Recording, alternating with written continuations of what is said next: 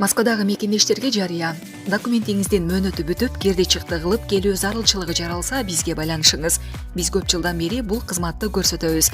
Айдоочуларыбыз тажрыйбалуу, өзүбүз аягына чейин алып кирип чыгабыз. Жолго чыгарда документ боюнча бардык маселени чечебиз. Өзүбүз айткан суммадан 1 сомду ашыкча албайбыз. Унаалар комфорт, бардык шарттар бар. Биздин байланыш номер 8926 760 0206. Күнү түнү чала бериңиздер. Садыр Жапаров менен Камчыбек Ташиев достук чек ара бекетине барды. Өлкө башчысы Садыр Жапаров Баткен облусуна болгон жумуш сапарынын алкагында Баткен районундагы достук чек ара бекетине барды. Президенттин администрациясы маалымдагандай, анда мамлекет башчысы имараттын абалы жана аскер кызматкерлеринин кызмат өтөө шарттары менен таанышты. Мекеме бардык зарыл болгон жабдуулар менен жабдылганы жана керектүү талаптарга жооп берери белгиленди.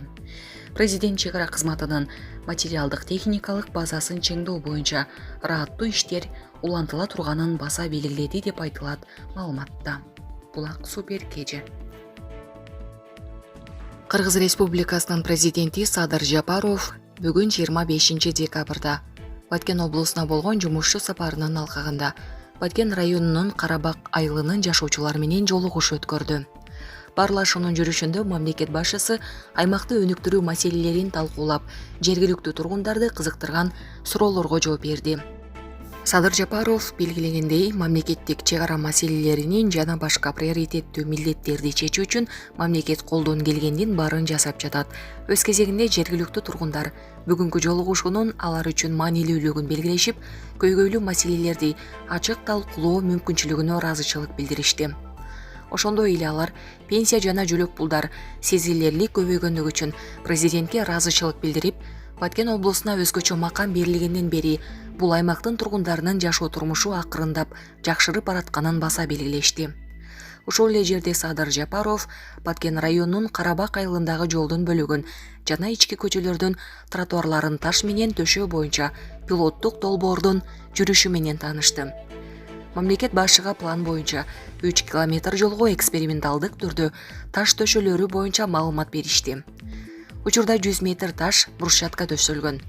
Бул ыкма жолдорду кадимкидей асфальттоодон арзан экени белгиленет. Маселен, 1 километр жолду таш брусчатка менен төшөө үчүн 6 миллион сом керектелет. Таш төшөлмөнүн бекемдиги жана суукка туруктуулугу да жогору. Маалыматты уккандан кийин президент Садыр Жапаров жолду таш менен төшөп, куруу боюнча пилоттук долбоор оң натыйжа берсе, анда жол тилкесин табигый таш менен төшөөнүн мындай ыкмасын айылдын ички жолдоруна киргизүү маселеси карала турганын белгиледи. Булак президент Кежи. Асман шаары курула турган жер тилкеси трансформациядан өттү. 23 декабрда элдик депутаттык тоонун жыйынында жер тилкелерине жана мыйзамсыз курулган үйлөргө мунапыс берүү, аларды мыйзамдаштыруу боюнча маселе каралды. Жыйында баяндама жасалган Айыл чарба министринин орун басары Мурат Раматов трансформацияланган жерлер тууралуу маалымат берди. Анын айтымында 2022 жылы жер ресурстарынын кызматына кароого 1 категориядан 2 категорияга которуу боюнча 94 материал келген. Жалпы отчеттук мезгилде 396,53 гектар жер трансформациядан өттү. 4021 гектар жеке турак жай куруу категориясына өттү. Анын 3143 гектары Асман шаарын курууга даярдалып жаткан жер тилкеси, деди Раматов. Эскерте кетсек, Асман шаары Ысык көл районунун Тамчы айыл өкмөтүнүн аймагында курулары айтылган. Кыргыз бийлиги буга чейин аталган шаарды куруу милдетин Тимур Фазиевке жүктөгөн болчу. Бирок көп өтпөй министрлер кабинети ал чечиминен баш тарткан. Акыркы жолу долбоор кореялык, Сауд Аравиялык инвесторлорго сунушталган. Бул шаарга болжол менен 20 миллиард доллардын тегерегинде акча керектелери да айтылган болчу.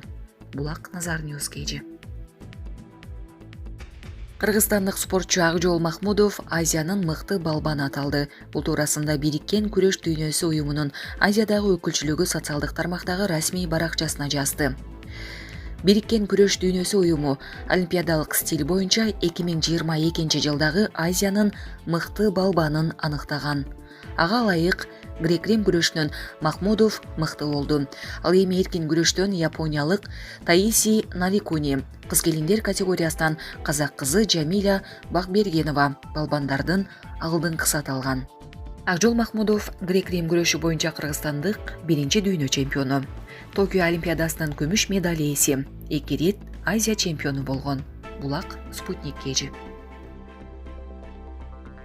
Терезе эшиктерди жабыңыз. Бишкек абасы эң кир шаарлардын арасында биринчи орунга чыкты. ТР жарыялаган маалымат боюнча бүгүн 25 декабрда саат 11:00 карата Бишкек шаарындагы абанын булгануусу 198 IQ болуп жатат. Бул көрсөткүч абанын сапаты ден соолукка зыян дегенди билдирет. Абасы өтө булганган 3 аймак. Сорос фонду 309, Сары Челек көчөсү 280, Ататүрк Сейил багы, Малдыбаев көчөсү 255. Муну менен Бишкек шаары абанын сапаты жана атмосферанын булгануусу боюнча дүйнөлүк рейтингде биринчи орунда турат. Атмосферанын булгануусунан кантип сактануу керек? Терезе эшиктерди жабыңыз, бет кат тагыныңыз, тыштагы физикалык кыймылды азайтыңыз, аба тазалагычты пайдаланыңыз. Булак Назар Ньюс KG. АКШда кар боронунан каза болгондордун саны 23-кө жетти. АКШда 20-дан ашуун киши кар боронунун курмандыгы болду. Бул тууралуу NBC News билдирди. АКШда аба ырайынан улам 23 адам каза болду.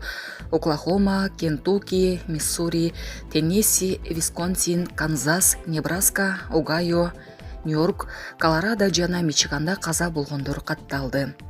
Огайо штатында 50 унаанын катышуусундагы массалык кырсыктан 4 адам каза болду. Мичиганда тоңуп калган 82 жаштагы аял карлар үйүнүн жанынан көчөдөн табылып, кийинчерээк ал ооруканада көз жумду. Ошондой эле Нью-Йоркту аба ырайына байланыштуу 2 адам, Буффалодо дагы 1 адам, Денвер штатындагы Колорадода 2 адам каза болгон.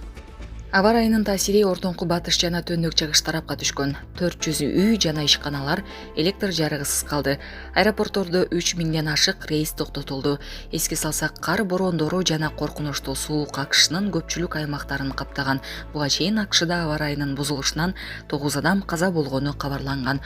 Кар борону өлкөдө жаратылыш газынын өндүрүшүнүн рекорддук төмөндөшүнө себеп болду. Булак Назар Ньюс KG.